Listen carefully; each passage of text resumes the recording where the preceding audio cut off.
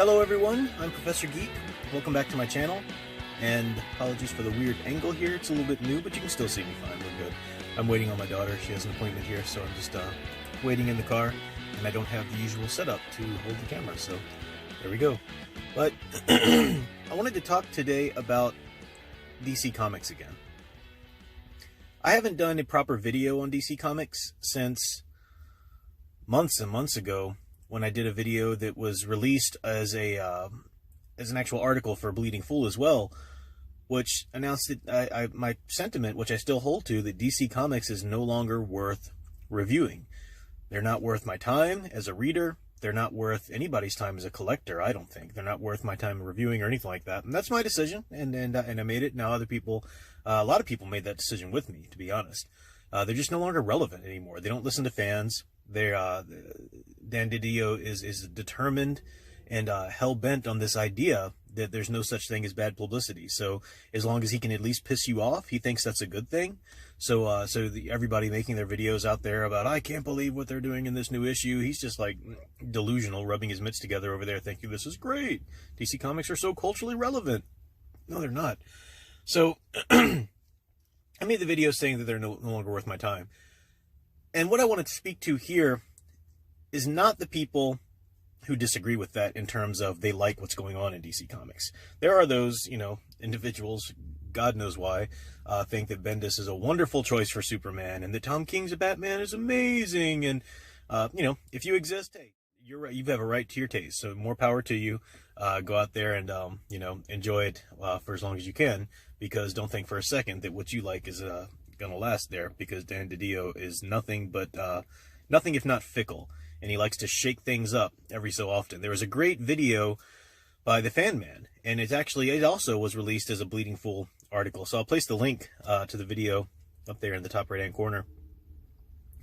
And he was looking at some other articles and everything, and pulling out some information from people who'd worked in DC Comics, and basically that is the idea. They cited Dan Didio as being one of these really old school editors who thinks that everything needs to be blown up every 6 months or else readers are going to lose interest. Where are you getting that from? He also talked about wanting to turn DC, the things we've been saying all along, that he wants to turn DC into Marvel from the heyday of Marvel. And it's not what DC is. It never should be that. And that's just obvious. That's obvious to anybody paying attention with the new age of heroes after Dark Knight's Metal and all of the drama and darkness that he consistently has to bring into the DC universe. The year of the villain now, and Deceased, and now they're going to bring in some more hints from Rebirth, which they're probably trying to promote a bit, is like, oh, see, it's okay. No, it's not. We don't trust you. If you bring anything good back, it's only to kill it. Look at Wally West, for crying out loud. So this video then is to the people who are still out there making videos about upcoming issues and new issues and reviewing. And look, that's your channel. That's your Twitter. That's your blog. I am never going to be one of those people. I never understand the audacity of these people who go on to somebody else's channel, mine or anybody else's, or somebody else's Twitter or blog or whatever, like, you need to do this and you shouldn't do this and you need to do more of this. Dude, put the blood, sweat, and tears into your own channel and do whatever the hell you want to. But on my own channel, on my own platform here, I will say I do not understand the mindset, the mentality of people who clearly feel the same way I do about how the characters are being handled and why that's a problem. And yet, every week, they go and buy those new issues, give them their money, give them their subs, and then every week they go out there and are close to it anyway, and they make their videos reviewing this issue, and now maybe they're bitching and moaning about the issue, maybe they're giving it a bad review, but nobody cares. That is not, you are not providing any sort of sanctions or bad consequences on DC with that. Not as long as Dan Didio is in charge. That just brings them more promotion. Dan Didio thinks, oh, it's wonderful. He likes to troll the fans. He likes to piss people off. The man's sick and demented. He has no business presiding over DC Comics. And until he's out of there, there's nothing you can do. The one thing you can do that will harm DC Comics, that will, and I don't mean harm them to be vindictive. I mean to harm them, their sales numbers, to harm whatever needs to be harmed, in terms of capitalism here, enough for somebody higher up to say, maybe this tool bag Dan Didio has to go. That's what we're aiming for here, and clear out some of those dumbass writers that we've got here as well. What the hell is Bendis doing at DC Comics? That was the worst business decision anybody had ever made. Get him out. Don't let him touch Superman family with a 10-foot pole anymore. Remove Tom King. Scott Snyder needs to grow a set and decide to rein it in a bit. He's got good ideas. He can be a great writer. He's written some wonderful things before, but stop just jumping on every damn bandwagon that Didio puts forth. And now we're DC Year of the Villain, and now we're over here in the Dark Knight's Metal, and now we're. Can we just have some good solid stories? Can we just concentrate on some consistent universe-wide stories for a while? The brilliance of Rebirth was that it was a big event, but it wasn't this big galactic, earth-shattering reboot kind of moment either. It was a subtle thing, but it was a definitive thing, and it was going to have a 2-year arc, and it was going to play out, and everybody was enjoying it until Didio stepped in and just crashed it. We know that he took that, he derailed that. He did not let that play out to the original intended end that Jeff Johns had that planned for. We know the Doomsday Clock, Superman Doomsday Clock, was supposed to be that, and I don't buy their BS at all about, oh, it's just the artist. The artist is delaying that. No. Dan Didio stepped in and decided that he wanted a different ending to all of this, and that's what's just throwing the DC Comics into just such a convoluted cluster F. It's just ridiculous. DC Comics doesn't deserve your attention. They just don't. They don't deserve your videos. They don't deserve your reviews. All you're doing is feeding them. You think you're sticking one to them by your bad review. No, you're not.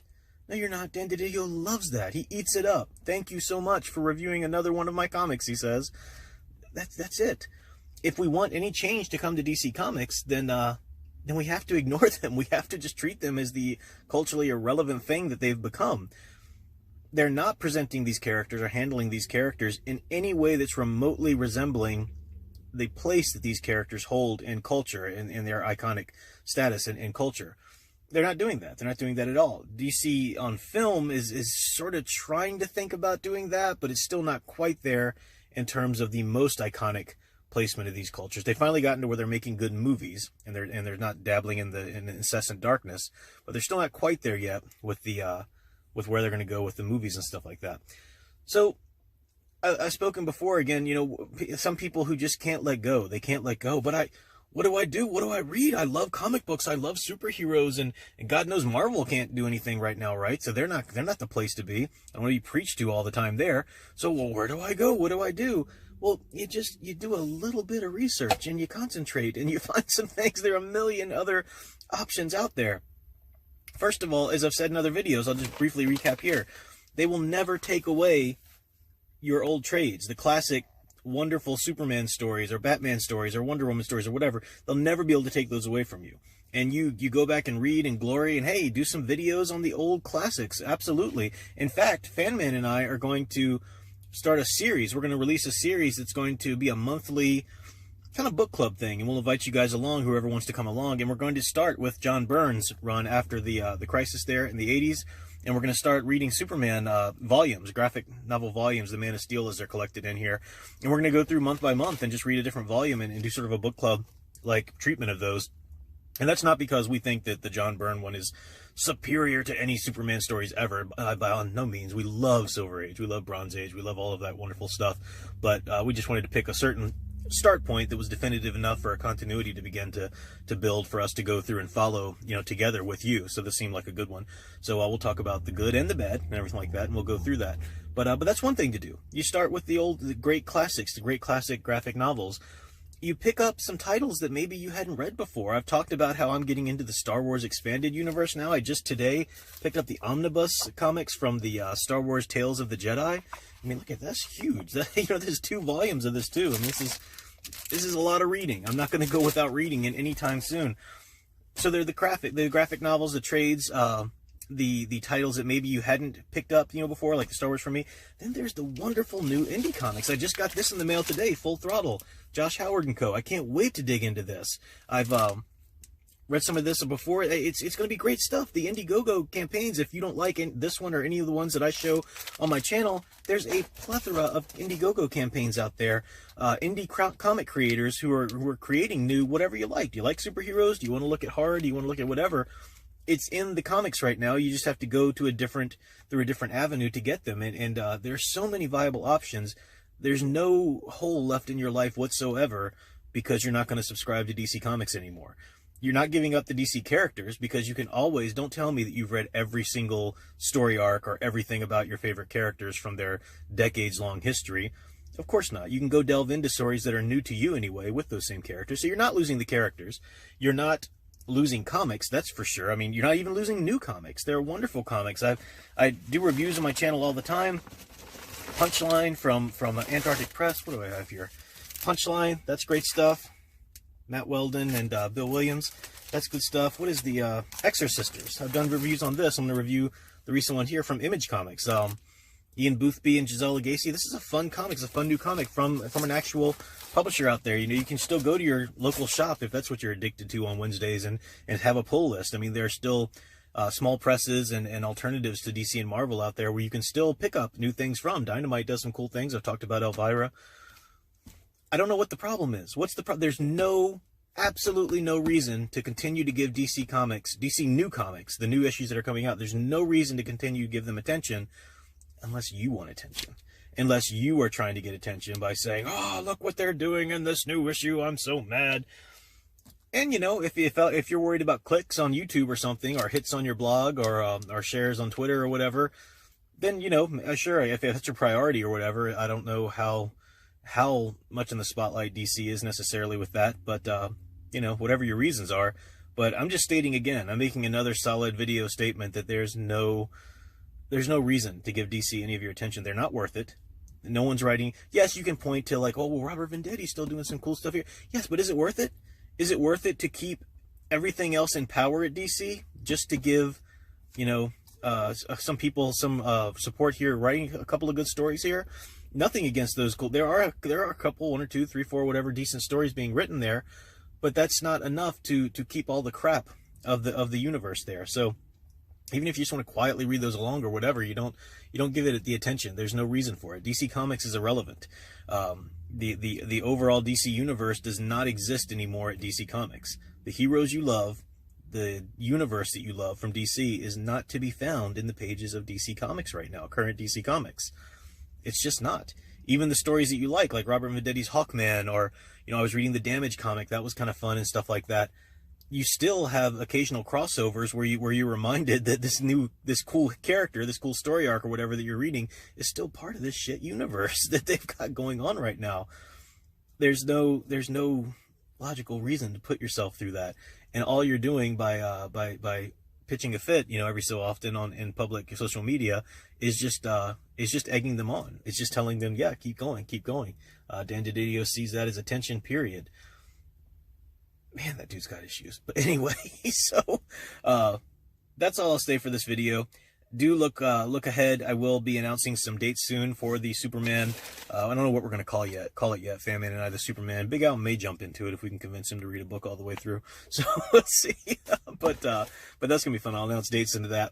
And then yeah, I'm going to keep reviewing. I'm going to keep reviewing the Star Wars EU as I roll through it. So I've got a lot of comic reading here. I'm going to look at Exorcisters again soon. And as soon as Punchline comes out again with some new material, I'll be reviewing that. There's the... what was the other title from Punchline by, I'm blanking on the name right now. William the Last, that's it. Glad I remembered that before the video's over. William the Last. I did a review of that, which was solid, good solid. And that writer, who I'm just blanking on his name again right now, I apologize. I'll have it in the description, the links to it. He's got a new campaign. So there's so many good things out there. There's no reason to keep clinging on to the dying ruins of DC and Marvel until something happens and they get a complete overhaul from top to bottom. But that's all for now. Keep watching. There's a lot more material to come. Until next time, keep enjoying and digging deeper into the hero stories you love. Thanks for watching.